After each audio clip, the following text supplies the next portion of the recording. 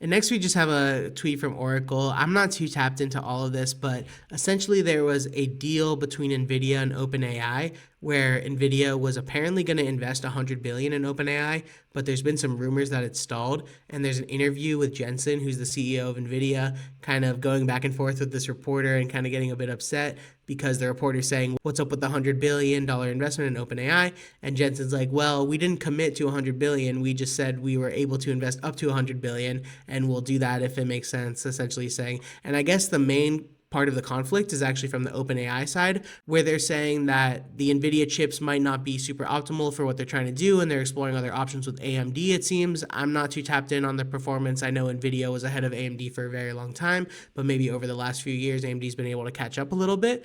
But Oracle comes out with this tweet saying the NVIDIA OpenAI deal has zero impact on our financial relationship with OpenAI. They remain highly confident in OpenAI's ability to raise funds and meet its commitments. So that's kind of funny. And they have these like replies from a bunch of people saying like, I mean, talking about t-shirts is nonsense, but if you scroll down, they're like, "Why is Oracle even commenting on a third-party deal? Please stop tweeting. This is the kind of tweet you make when the NVIDIA OpenAI deal does impact your relationship. FTX liquidity is fine," type tweet. So I can't read too much into this. I'm not much on the finance side, I'm more on the engineering side, but it's definitely interesting to stay up to date with these deals and how it's affecting all these massive companies. And I was reading a tweet earlier that was talking about something separate, but it was referencing OpenAI and how they only have a few thousand employees, I believe, or like 7,000 employees, which kind of makes them like a mid-market company in most cases. But because they're such a high scale and innovative company as well, on the other hand, it kind of brings them up to these other companies where it's like Oracle is massive, Nvidia is, one of the most highest market cap companies in the entire world. So